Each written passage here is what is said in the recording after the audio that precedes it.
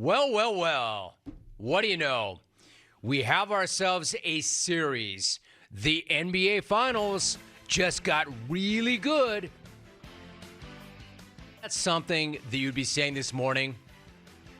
Understood, or if you got it, I would say no. Like, if you still have learned absolutely nothing about the Miami Heat, if you have not been paying attention, then you're probably pretty shocked right about now.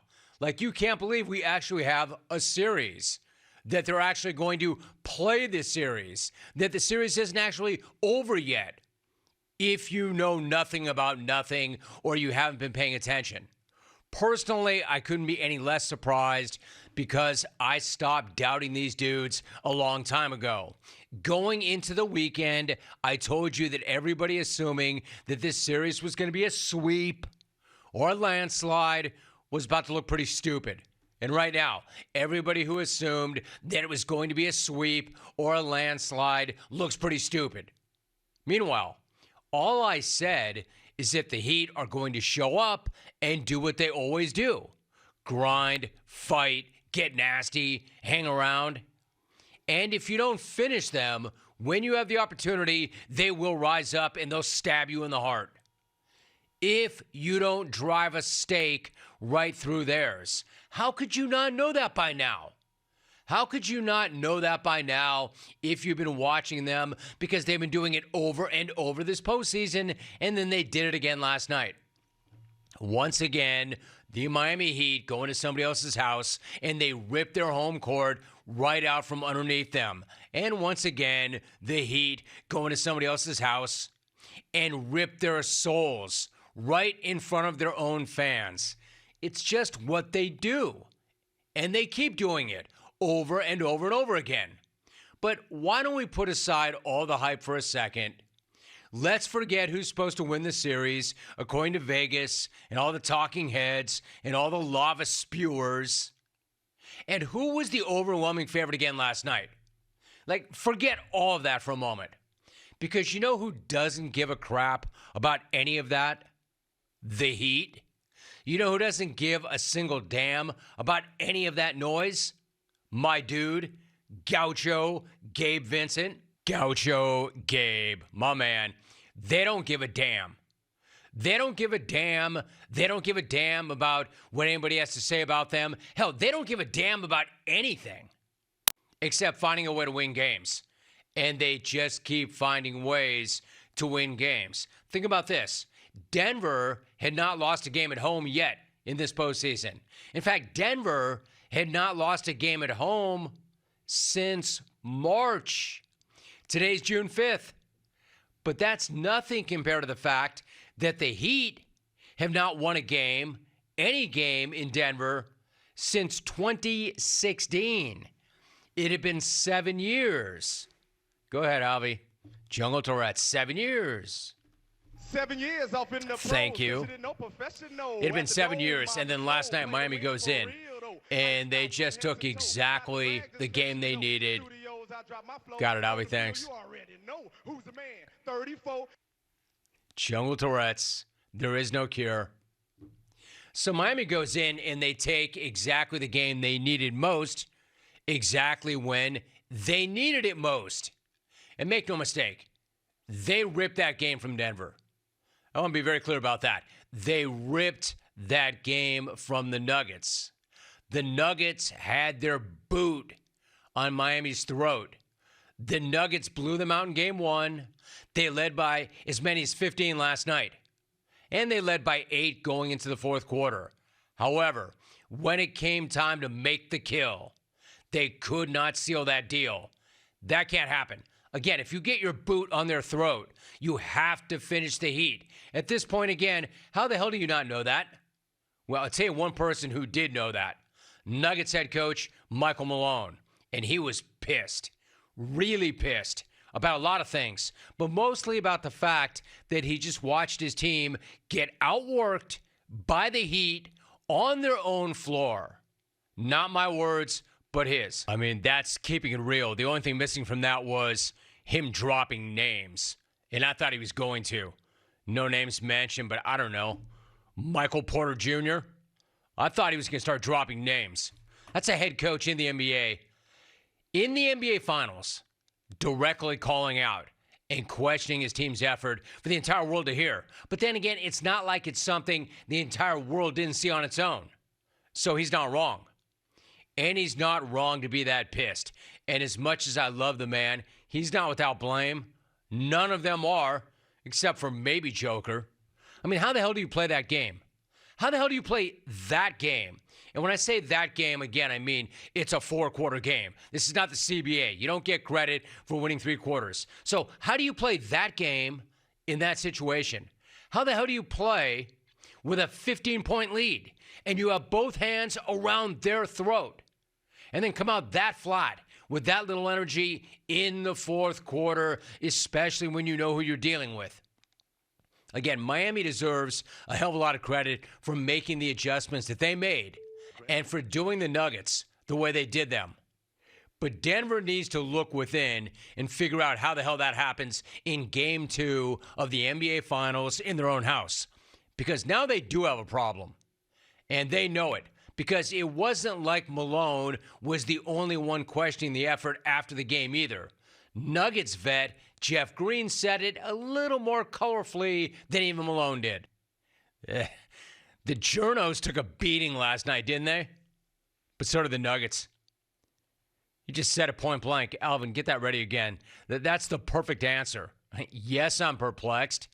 It's the bleeping NBA Finals and out-efforted in an NBA Finals game, especially when, as a franchise, you've never been to the Finals before.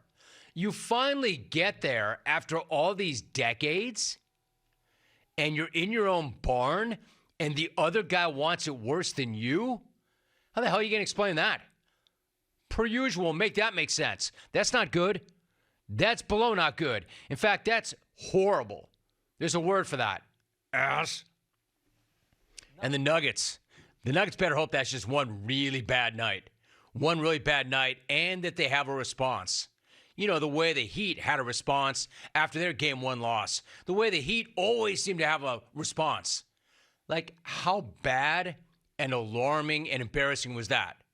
So bad and alarming and embarrassing that even Jokic was not in the mood to talk about it after the game.